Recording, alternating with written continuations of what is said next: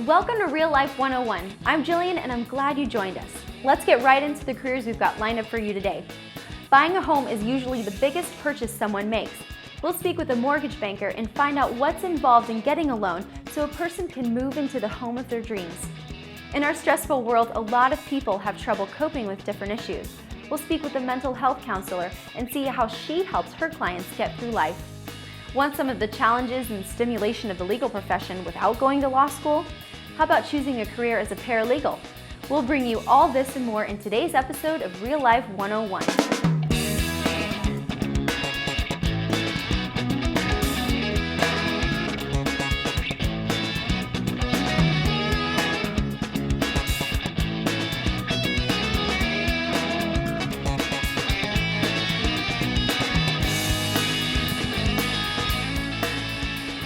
We're the hosts of Real Life 101.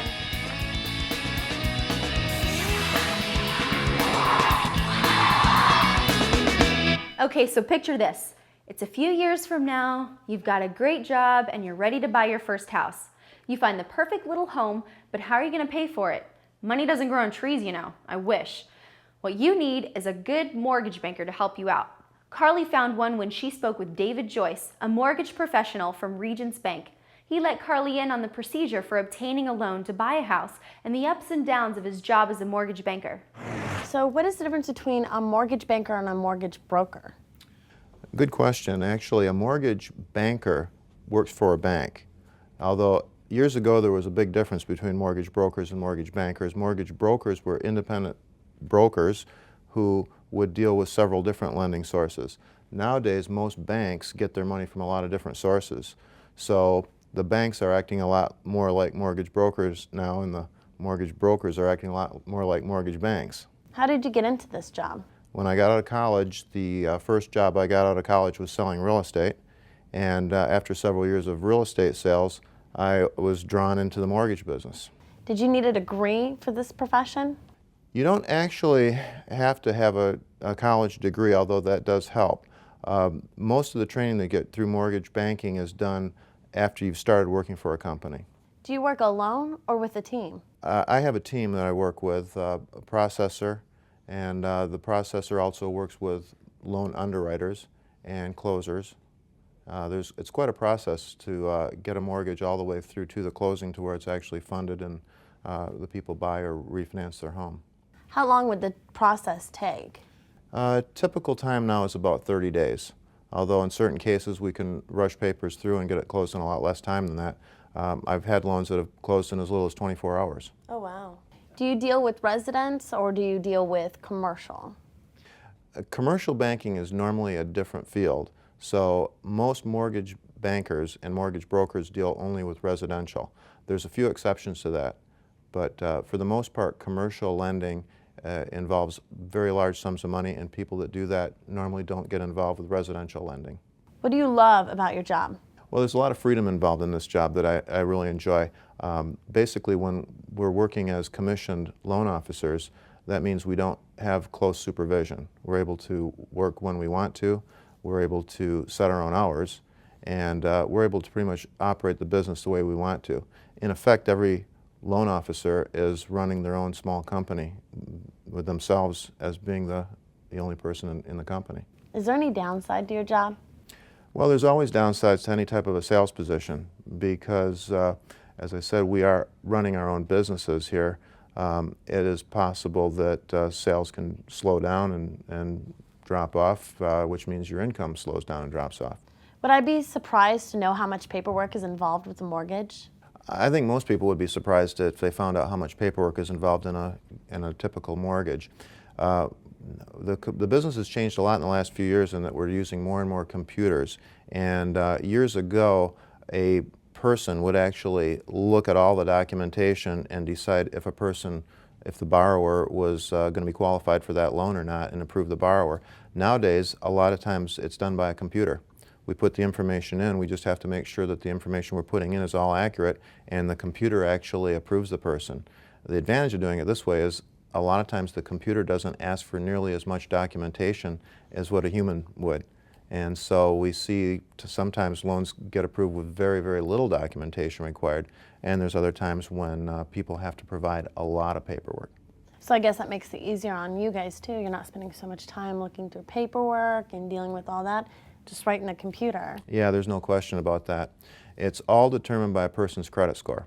The computer is programmed to look at a person's credit score, which is the person's history on how well they've made payments on other things in the past. And if a person has a high credit score and the size of his down payment, if they're putting a lot of money down on the house, then the computer is programmed to ask for very little documentation other than that. Do you have advice for anyone looking to get into your profession? I would say that anyone that is interested in finance in general would be a good candidate for this profession. I'd say, as far as advice goes, studying a background in accounting would help, or a background in general business could help, and a general interest in real estate could help in this business. Well, thank you so much. This has been very interesting. I really appreciate it. You're welcome. Mortgage banking is a career that people who enjoy sales and working with numbers might consider. To be successful in this profession, a mortgage banker or loan originator should be a self-starter and enjoy meeting other people. Most lenders like to hire originators with prior experience in sales or in the mortgage industry, such as a loan processor or realtor. Some states require mortgage bankers and brokers to be licensed. Knowledge of the industry, including state lending laws and the many types of loans available, is critical whether or not licensing is required. Professional mortgage training is available through colleges and other secondary schools.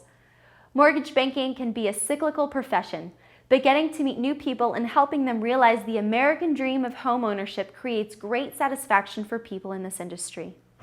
I'm gonna check out this view and we'll be right back. You won't want to miss what's coming up because we're back. Do you find yourself as the person to whom your friends come to confide in with their problems? Are you a good listener? It takes a special type of person, one who genuinely cares about others' mental and emotional well-being, to go into the profession our next guest has chosen. Lewis talked with Karen Bogart, a mental health counselor. Karen explained to him how she helps her patients deal with their problems and live more fulfilling lives. Tell me exactly, what is a mental health counselor? It means I do counseling and psychotherapy with people with various issues, sometimes with depression, anxiety, history of trauma. Oh, wow. It's like psychology? Psychology, right. It's like a psychologist, but I don't have a doctoral degree, so I'm a licensed mental health counselor. Oh. I have a master's degree in clinical psychology. What is the process of helping someone with a problem? Wow.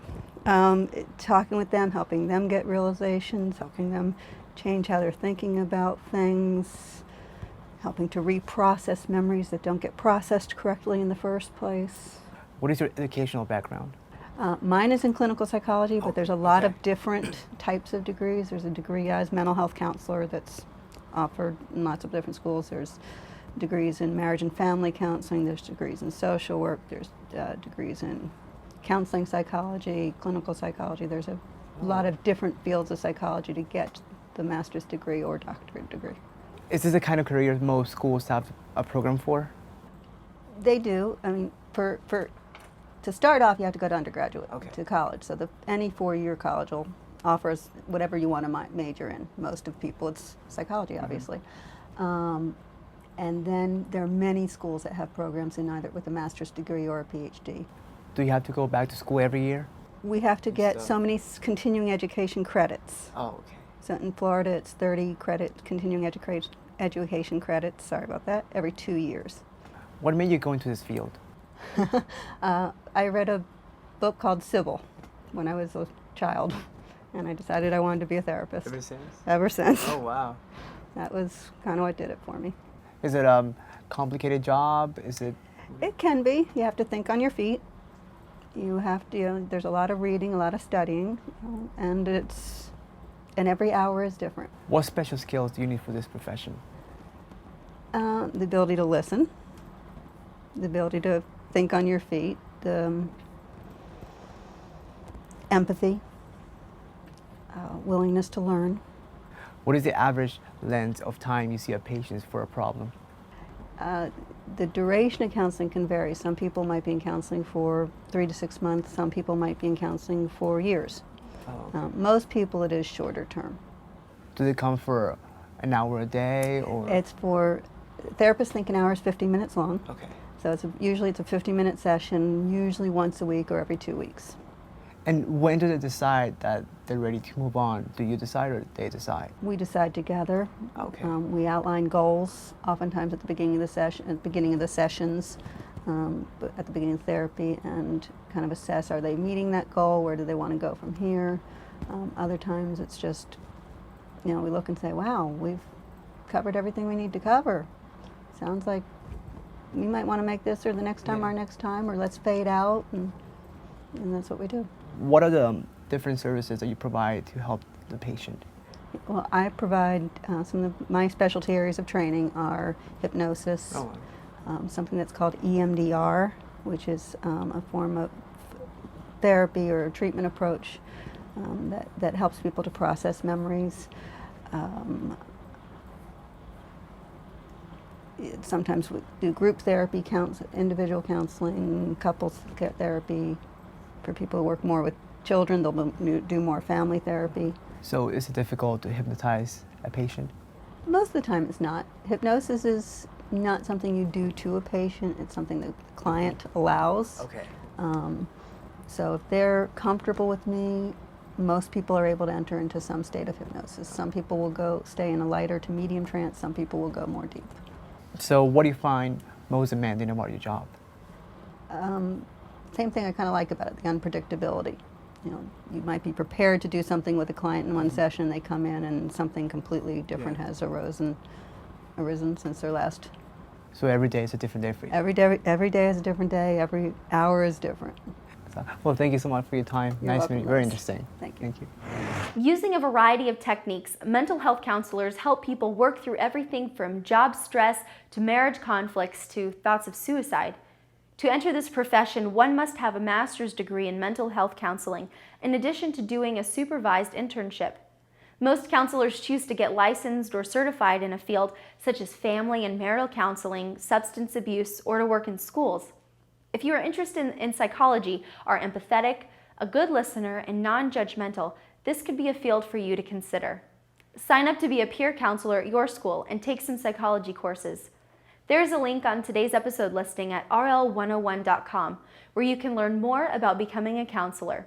Helping people with emotional and mental problems is a very rewarding experience for those who have the right qualities.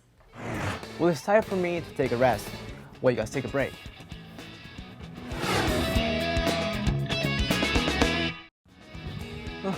We're back with more Real Life 101. Are you fascinated by legal matters? Like criminal trials or lawsuits? Are you good at research, critical thinking, and writing papers? You could become a lawyer, but maybe you don't want to spend all that time in law school or don't want the demanding schedule and stress that an attorney faces. How about becoming a paralegal? That way, you can still experience some of the challenges and excitement of the legal profession. Carly takes us to the office of Suzanne Cleven, who makes her living as a paralegal. I'm not really sure what a paralegal does. Can you explain that to me? Well, a paralegal works with attorneys and helps prepare legal documents. In a big firm like Holland and Knight, I'm specialized. I only do corporate work. There are corporate real estate litigation attorneys and corporate real estate and litigation paralegals as well. I specialize in the corporate area, so I do a lot of drafting of contracts, formation of companies, of different kinds of entities. There's corporations, limited partnerships, LLCs. I can take it from start to finish, from starting up a company to dissolving it at the very end, and employment contracts in the middle, mergers, acquisitions.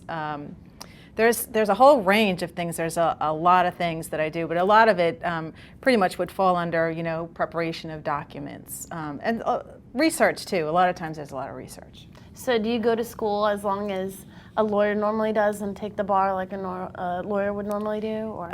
No, right now the way that it is, like for example, I have bachelor's degree in economics and business. I went out to work for a little while, and then I decided, I thought maybe I wanted to be a lawyer, but I didn't want to go to law school and wasn't sure what the whole thing was about. So I went and I took an American Bar Association approved program, and I got certified as a paralegal, went to work, decided to try that first to see if I wanted to be an attorney. And not every paralegal has that amount of education. Sometimes, like there's lots of different kinds of paralegals and different, like for example, there could be a two-person attorney law firm and the paralegal and the secretary would be the same person. In a firm such as this, it's a little bit more specialized, so you need a little bit more education to work in some of the big firms and things like that. Could a paralegal be like a stepping stone into becoming a lawyer? Definitely, and a lot of times a lot of people do take that route, and it helps you get into law school too if you've had some legal experience. That the law schools like to see that you kind of tested the waters and you're sure that this is what you want to do. I have actually myself even applied to law school and got in, but I've determined that it's not something that I want to pursue. Only because I'm a mom and my schedule, I actually work reduced hours. I don't work full time. I work till 3 o'clock every day. I've got 3 boys, so I get to go home for that. If I was an attorney, I would be here, my hours would be significantly more, and I'd be a lot more responsible for, all the transactions and the deals. All the weight falls on the attorneys. What do you love about your job? What I like is that sometimes we get to work on really exciting deals. And even here, originally I worked in New York, and so there was a lot of really big deals, and it was kind of fun to be involved in the transactions and everything that was going on. It gets really exciting because a lot of times it's really big companies doing really big things. So it's in the news, and even here in Orlando. There have been several things that I've worked on that have been in the news, and it's kind of fun to be a part of something that's big, and it can be exciting. It can be a lot of fun sometimes. What are some very important skills you need to have in order to be a paralegal? Probably the most important thing would be that you have to be very detail orientated. You really need to, because you're looking at documents that are going to be legal documents that are going to be binding, and they have to be perfect. You have to pick up on every single little thing, and you have to be able to see it quickly, and it has to kind of stand out to you. You have to be very organized because there's so many things going on at the same time. It's definitely multitasking. There's so many things, especially as a paralegal, because you have so many different partners coming at, or even associates coming at you with different projects, and they all have different expectations, and you've got to manage a lot of things. But I would say primarily, I think that the most important skill that you'd need would be to be detail orientated. And does it ever get stressful for you?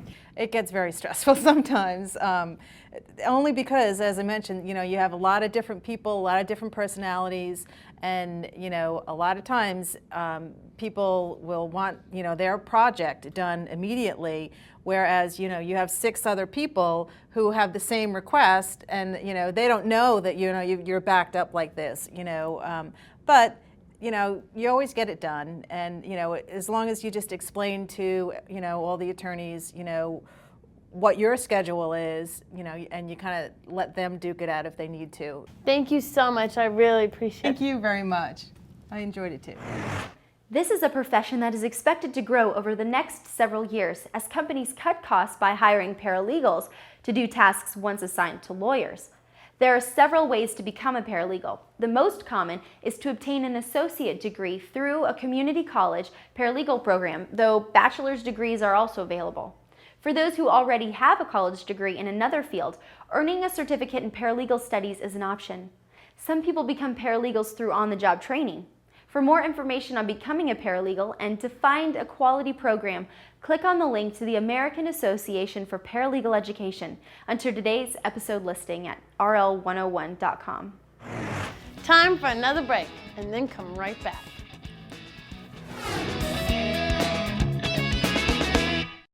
What's up? We're back with more Real Life 101. Well guys, that brings another episode of Real Life 101 to a close. Make sure you tune in next week when we bring you 3 new careers. We'll learn how a professional land surveyor measures property boundaries in order for land to be built on. For those of you interested in criminal justice and rehabilitation, we'll talk with a probation officer and see how she helps direct offenders to lead more productive lives. We'll also talk with a newspaper columnist who will let us know how he keeps his loyal following looking forward to reading his columns. So until we meet again, I'll leave you with this question: what do you want to do with your life?